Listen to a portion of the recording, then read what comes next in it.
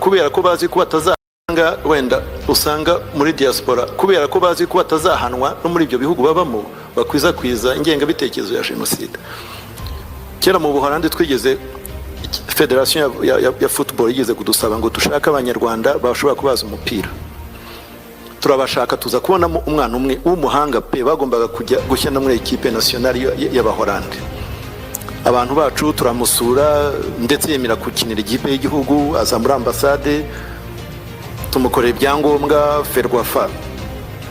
Cyo gihe hari president yitwaga De Gaulle, Minister Julien ya minister wa municipal icyo gihe babaha ibyangombwa umwana tumutegera indege ngwaze turamusezera. Ariko hashize iminsi mugoroba hano i Kigali baramutegereza baramubura, baraduhamagara bati umwana ko ataje, biratuyobera. So turabikurikirana ngo tumenye uriya mwana w'umuhanga cyane. Tuza kumugeraho aratubwira ati yewe mama yarambwiye ngo ndamutse ngiye gukinira ikipe y'igihugu kiyobowe na ziriya nyenzi ntago nkiri mama wawe, nta nubwo uzongera kumvugisha. Uwo mwana yari umuhanga kuva uwo munsi yahagaritse gukina umupira no gukinira Ubuholandi yarabyanze kubera ingengabitekerezo ya nyina. Ni ibintu rero bihari kubera ko iyo ngengabitekerezo abantu bumva ko bashobora kuyikomeza nta kibazo, bakabivuga openly kuri social media, bakabivuga mu nama, bakajya mu conferences muri za universities bakabivuga muri bihugu by'amahanga, ariko nta muntu ubahana. Aho niho hari ikibazo. Hakenewe yuko abantu basinze ukuntu bizagenda ngo ingamba zifatwe, hanyuma iki cyaha cyo guhakana ingengabitekerezo ya jenoside gihanwe ku isi yose, gihanwe ku buryo bw'intangarugero. Mwumvise ukuntu yari arimo kuvugana ikiniga cyinshi cyane yenda kurira, arimo kugira kuvuga nyine ko iyo misiyo yarabananiye. Noneho iyo misiyo ibananiye uretse ntago nshaka kugira kuhita njya mu isesengura ry'iri jambo, turi bwongere ducemo tugende duhagarika. Ariko ikintu cya mbere nagiraga ngo nkore ni uwo ari kwita umwana n'uwo mu mama amashyi menshi cyane. Mwarakoze, iyo ngiyo niyo revolution bucece. Nongere kandi mbahandi mashyi namwe mumfashe, abari muri commentaire mumfashe mutere amashyi, mukoma amashyi, haba kuri TikTok, haba kuri ntuza kuri YouTube, haba kuri Twitter. Mumfashe uwo mama n'uwo muhungu ko yavuze ngo yari umwana, ariko Amavubi ndibaza Amavubi y'abakobwa ntago ndayabona, ndakeka ari ikipe y'abahungu gusa. N'uwo muhungu nawe amashyi menshi cyane. Inkotanyi zamutanzeho amafaranga, zikora ibyangombwa, zirangije zishaka kumujyana, noneho umubingwa arabakwepa ntiyagenda. Ako kantu rwose revolution bucece niyubahwe. Ndabashimiye abayitangiye, yewe ntaratangira no kuyivuga. Mukomeze mu amashyi menshi uwo mwana n'uwo mumama. Reka noneho dusubire muri iri jambo tugende noneho turivugaho igice ku gice. Nagira ngo icya mbere mbanze me amashyi uwo mumama, niwe duhereyeho, n'uwo mwana nawe muhe amashyi, ubundi turi bukomereze no ku bandi. Ndabaha n'izindi ngero mu kanya. Reka twongere kuri iryo jambo buke, tugende buhoro buhoro. Usanga muri diaspora kubera ko bazi ko batazahanwa no muri ibyo bihugu babamo bakwiza ingengabitekerezo ya jenoside.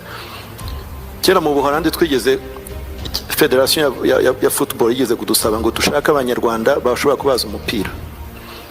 Turabashaka tuza kubonamo umwana umwe w'umuhanga pe bagombaga kujya gushyana muri equipe nationale y'Abaholandi. Abantu bacu turamusura ndetse yemera kukinira igipe y'igihugu aza muri ambassade tumukorera ibyangombwa Ferwafa.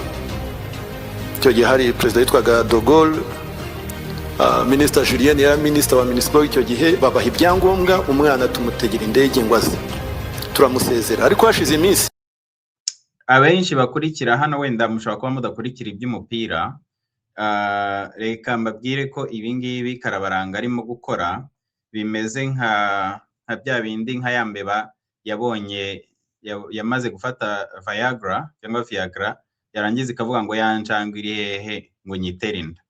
Impamvu mbivuga gutyo ni ngewe nkurikira umupira, Ubuholandi buri mu makipe akomeye cyane ku isi yose, nta nubwo ari ukuvuga ngo wenda mu Burayi cyangwa mu gace k'Iburayi, ku isi yose muri za finali cyangwa muri za demi-finali za ntuza z'ibikombe by'isi mu ntuza mu ntera z'imbere cyane baba barimo. Noneho uyu muntu arimo kuvuga ngo uwo mwana yari bukinira Ubuholandi, u Rwanda ruzo kumurokirita. Mwebwe wenda abadakurikira iby'imikino mushaka kuba mutabizi, ariko iyo umuntu afite opportunity yo gukinira igihugu cy'abahanga, igihugu gishobora kujya muri zino za mondial, apana u Rwanda, Amavubi no muri ntuza n'ibyo muri quartier hariya muri East Africa batabitsindira cyangwa bakina muri izo ntuza muri ayo marushanwa ari lokali, nta ujya babona muri ntuza muri za finali za African Cup of Nations, nta ujya babona u Rwanda muri ntuza muri mondial. Noneho bakibwira ko bashobora kujya kurukita umuntu wakinira ikipe y'Ubuholandi akabemerera. Aho niho hambere uwo mubingwa mwemerera ati kabisa izi mbeba zanyweye Viagra nizitumuke, niziyatange, zikora ibyo byangombwa zigende, ariko ngewe ntaho njye. Icyo ngicyo nongere uwo mubingwa n'uwo mumama amashyi menshi cyane. Dukomeze rero, ubwo nagira ngo basobanurire ko ibi bintu harimo no kuvuga arimo kugira nuko kwitelefona, sinibuka ukuntu Constance yabivuze ubushize, kwikirigita bagaseka. Ahangaha no kwikirigita ugaseka, kwibwira ko wafata umuntu wakinira mu Buholandi ukamufata ukamujyana gukina mu Rwanda. Ikindi reka dukomeze noneho ku mpamvu zindi uyu nguyu ari kuvuga atagiyeyo, kandi nazo zumvikana ari n'impamvu nziza, ahubwo niba ari nayo mpamvu atagiye, ibyo nabyo turi bubimushimire. Mugoroba hano i Kigali baramutegereza, baramubura, baraduhamagara bati umwana ko ataje. Ako gasene murakimashina. Delegasiyo yagiye kumwakira, bakagenda bagategereza amaso agahera mu kirere, ariko ako ngako karasekeje kuko gashimishije. Noneho nimutekereze ababyeyi n'abavandimwe n'abaturanyi n'inshuti bategereza abantu zino nkotanyi ziba zashimuse, abantu ziba zatwaye, zabatwariye amafamiye, agategereza umunsi, agategereza iminsi 2, amaso agahera mu kirere. None uyu nguyu arimo kwinyigiriza ngo umuntu bari bazanye gukina umupira ntiyaje. Murabyumva? Ni imagine uyu nguyu nyine ibintu harimo kuvuga niyo miteto myinshi cyane, nkaho zitirirwa ziburisha abantu irengero. Ahubwo uwo mwana nawe yagize n'Imana, ntiyajyayo kuko zashoboraga no kumuburisha irengero. Niba bari banamuhaye n'ibyangombwa noneho by'Abanyarwanda, urumva ko bari banamukize wenda no mu mutego. Aho ngaho nanone nongere mbibutsa abakurikiye hano ko ibyo byo kuvuga ngo baragiye barategereza baramubura, ni twishyire mu mwanya w'abantu bamaze imyaka 30 bategereje abantu bagiye mu nama bakitaba Imana. Batumije mu manama abo bantu ntibatahe. Icyo kintu ni ikintu cyo gutekerezaho. Ntabwo ari nk'ababyumva bakabyumva mu buryo buri superficiel gusa bwo kumva ko ngo abantu batagiye, izo nkotanyi zategereje zikababura.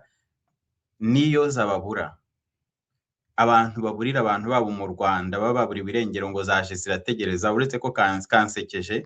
Ariko rero iyo dutekereje noneho muri realite y'abandi Banyarwanda, izi nkotanyi noneho zo zababajwe nuko umuntu ataje gukina umupira, zitekereze n'ukuntu abantu babazwa nuko baburiwe, iyo abantu babo zagiye zikabarigisa zikaburiza irengero, zabajyanye hariya muri za ntuza muri torture chamber zabo, bimwe bita ngo safe house, ngewe mbyita torture chamber, amazu yo gukoreramo iyicarubozo, muri za ntuza kwa Kabuga, kwa Gacinya n'ahandi bagenda bakajyana abantu baburiwe irengero barashize. Dukomeze batuyobera, so turabikurikirana ngo tumenye uriya mwana w'umuhanga cyane.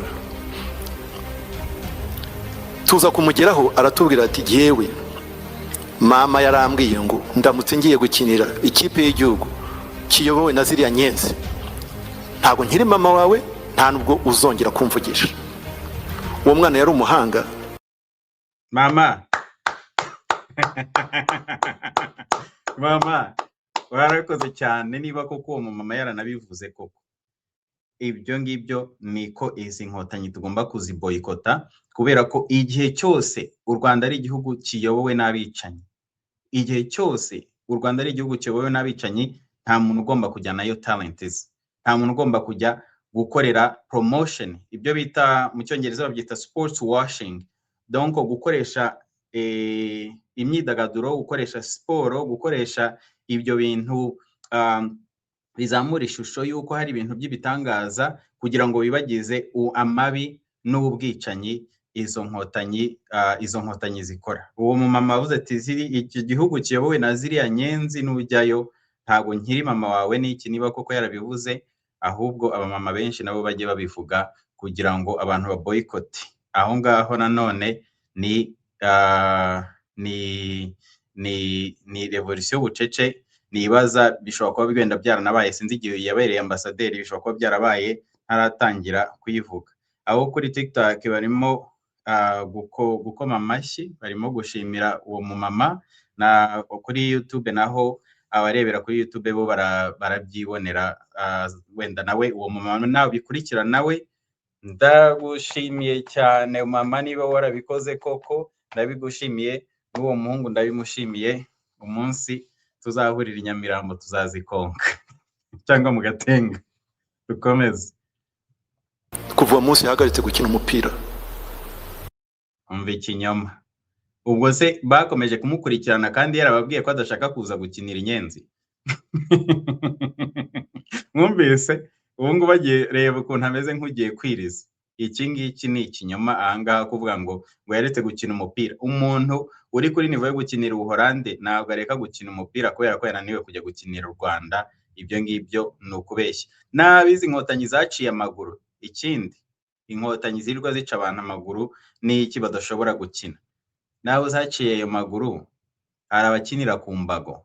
Donc ibyo byo kuvuga ngo umuntu yahagaritse gukina umupira ngo kuva uwo munsi, iyo ni manipulation. Inkotanyi rero zizi gukina iyi ngiyi emotional blackmail.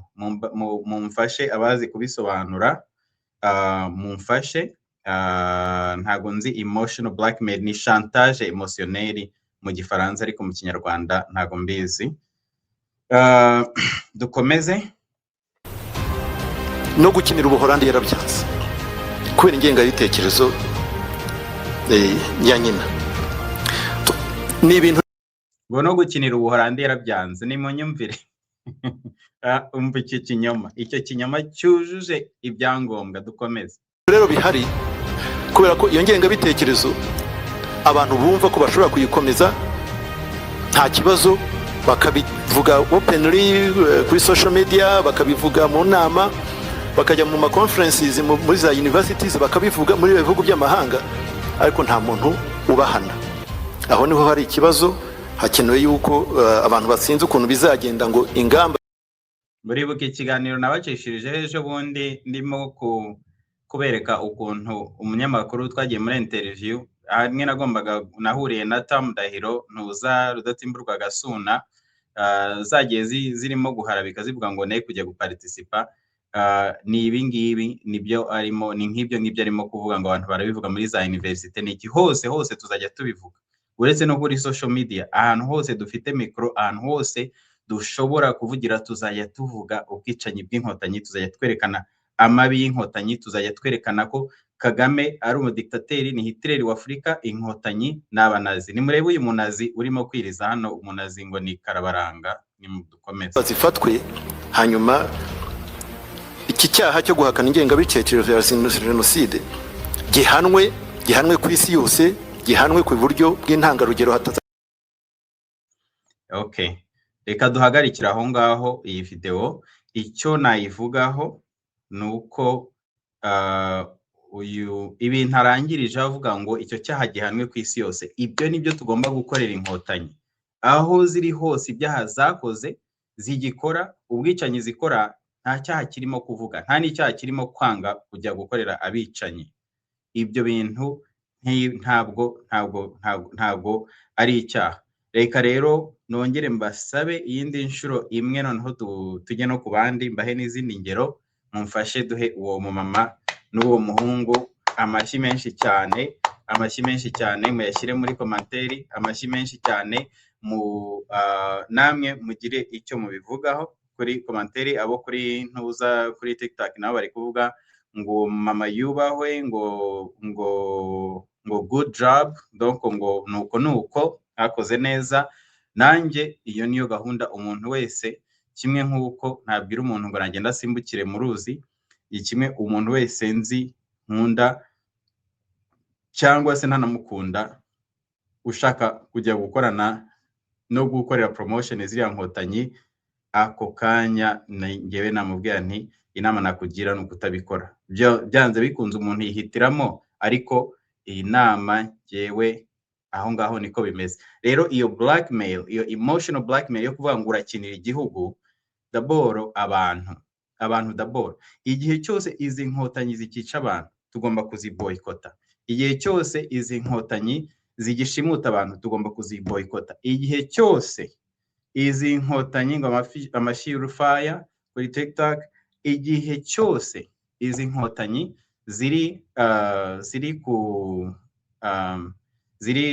ziri gushimuta tugomba kuziboyikota. Igihe zikutorutira abantu tugomba kuziboyikota. Nta kuyoboka umwicanyi. Iyo niyo resistance, ni ukubima zatana zacu. Rero reka nkomeze ku bandi bantu noneho nabo bagiye bakora iyo bucece revolution yo kwanga, yo kuboyikota, yo kuresista kujya gukorera izo nkotanyi. Hari n'abandi bajene twigeze gukina nabo mu Bubiligi, ariko barabahanga cyane kundusha. Ntabwo nzi umupira nkabo, cyangwa nari nkuzi nkabo. Nabo bigeze kubarokirita barabyanga. Abo nabo amashyi kuri mwese. Nanjye ubwanjye inkotanyi zaranshakishije zinkurikirana ahantu nakoraga kera mu bintu bya management. Baranshaka bambwira ko hari amaproje bashaka kumpa, nanjye narabangiye. Ibyo ngibyo narabyanze, ariko wenda nta n'igitangaza hano nkunda kubivuga. Undi muntu ni Freeman Bikorwa. Wubahwe Freeman Bikorwa. Inkotanyi zaramushatse kubera ukuntu azi technology, ukuntu azi media, ukuntu afite access n'iki, zimwirukaho igihe cyose. Hari n'igihe twigeze kwisanga jye na Freeman n'abandi bavandimwe bacu twisanze mu kintu inkotanyi zari zorganije, donc bari muri ntuza muri icyo cyo kurokirita. Freeman arabyanga. Noneho hari na video dufite, ahubwo Freeman nzayimusaba nyibereke, y'umwambasaderi witwa Kimonyo.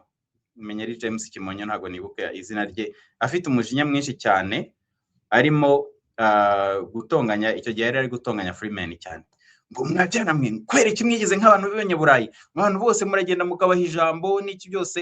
Aragira nyine ari agitereri cyane n'umujinya mwinshi, arimo ameze nkaho ari umutegetsi wa Freeman. Turamureba turamuseka cyane. Iyo ntuza iyo video nzayishaka nayo nzayibereka. Icyo ngicyo. Ikindi ni ntuza, ni uwo nguwo n'undi muntu nshimira kuri resistance, kwanga kuyoboka, kwanga kujya muri systeme y'inkotanyi, systeme y'abicanyi. Noneho undi muntu nshimira kandi nanabihera amashyi ni uwitwa Ausales Uwacu, Louise Uwacu. Inkotanyi zaramurokirise, zimurokritira ko ari umuntu uzi ibintu bya media. Uwacu nawe yarabyanze. Noneho we abyanze, ntabwo ndi inshuro zamugiyeho, nziko zamugiyeho kenshi. Noneho hari igihe noneho zagize umujinya, ziravuga ngo zitangira kuvuga ngo ni fake survivor, donc ngo ni umucikacumu wa fake, ngo utari we. Icyo gihe babitwitira rimwe, nanjye barabinyise. ngo nanjye ni fake survivor, ariko bibeshye kubo bari barimo kwataka. Byarangiye ahubwo fake survivor, abo bita ba fake survivor, ari ibintu bihawe agaciro cyane, kubera ko twebwe n'abantu barokotse ariko batemera kuyoboka, batanemera nka kuriya Karasira bivuze ngo barumubwiraga ngo nahindure histoire ye akabyanga. Aho ngaho naho iwacu Freeman bikorwa, namwe amashyi menshi cyane kuri iyo resistance. Noneho dukomeze ku bandi. Hari njya mbavuga, hari abantu babaye intore bakazivamo, bamwe bakaza bakanatubwira histoire. Adeline, niba uciri gukurikira muri cya Kinyarwanda cawe histoire 85 mu gitabo Survivors Uncensored ivuga ukuntu bagiye babarokrita, ibintu bagiye babashyiramo, ukuntu bagiye babatuma kuza kutwataka n'iki, barangiza bakabivamo, ahubwo bagahindukira bakabidufasha, bakabyandika. Uretse no kubyandika, noneho bakadufasha muri iyo systeme yo kurwanya amabi y'inkotanyi, ayo mabi zashakaga kubashyiramo. Abo nabo amashyi menshi. Hano muri iki gitabo harimo n'indi sinzi niba ari imwe cyangwa zirenze imwe, abakobwa wenda nibaza ko ari abamama banze kujya mu buraya, barokrise ngo bajye mu buraya bwo gushinja abantu mu manza, bajye gukorompa abajije n'abaprocureur muri Arusha. Icyo gihe ni ibintu byakorwaga, bakava mu Rwanda bagaca muri Uganda bakajya muri Arusha, Tanzania. Ibyo ngibyo nabyo byanditse muri iki gitabo Survivors Uncensored, ari cyo cyitwa Survivre par la parole mu Gifaransa. Muri iki gitabo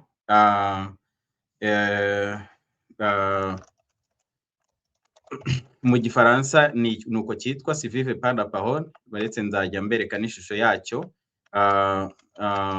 Gusa abo bantu nabo, abo bakobwa nabo badamu nabo bubahwe cyane, ndabashimiye, mumfashe tubahe amashyi. Abo bantu, abo bose bagiye babikora. Ibyo mvuze byose byabaye mbere yuko ngewe ntangira no kuvuga iyi revolution bucece. Rero icyo nkuramo hano nuko inkotanyi zishaka kudushyiraho agahato ko kwemera kuziyoboka, gukoresha chantage émotionnelle, donc gukina ku marangamutima y'abantu kugira ngo zumvikanishe ko niba utaziyobotse wagize nabi. Noneho zazanye n'ibikango byo kuvuga ngo bazajya bashakira abantu ibihano, bazajya badushakira ibihano. Ngewe ndabivugira hano ku mugaragaro, nanjye iyo mba ndi umubyeyi w'uwo mwana nari kumubwira ntugira aho ujya, kubera ko hariya ni mu bicanyi, uzaba uri kurepresenta abicanyi. Igihe cyose hakiyobowe n'abicanyi, ntuza twebwe akazi kacu ni resistance, ni ukubirwanya mpaka tubagejeje mu butabera. Niba tutabigize igihe cyose ubwo butabera butari bwagerwaho, it's okay, ni ukuboyikota. Ntago nka biriya yivugishaga ari kwitatsa wa mugani, ntabwo ari ntuza, ntabwo ari uko amugiriye impuhwe, nta nubwo ari uko bari banafite chance yo kubona umukinnyi wakinira Ubuholandi ngo ajye gukinira u Rwanda. Ibyo nabyo ntabyo. Ibyo ngibyo ni ukwitera amajeki. Ni nka ya njangwe nyine yanyweye Viagra ikavuga ngo reka itere inda, nako imbeba yanyweye Viagra ikavuga ngo reka ngo ijye gutera inda ngo injangwe. Ibyo ngibyo ni ukwitera amajeki, nta nubwo byari bushoboke. Ahubwo ikintu bari bahuye nacyo, ikintu uriya muntu yahuye nacyo, ngiki icyo yahuye nacyo, reka ntibereke.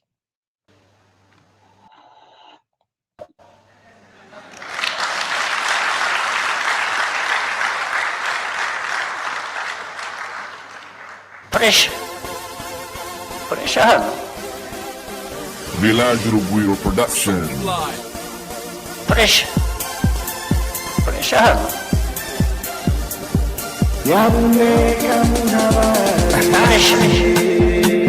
Pressure hano. Pressure hano.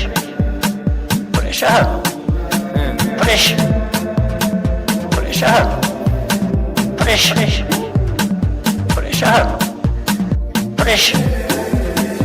Pressure hano. Pressure Pressure, pressure, pressure, pressure. Pressure. Pressure, pressure, pressure, pressure, pressure. Pressure. Pressure, pressure.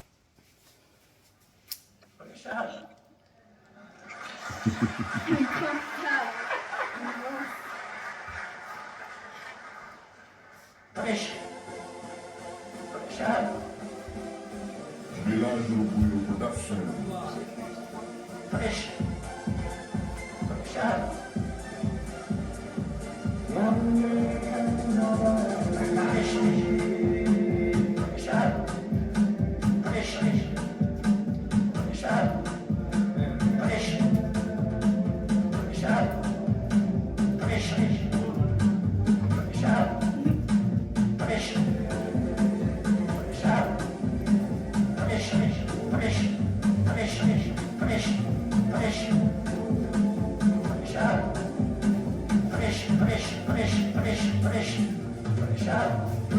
Pressure.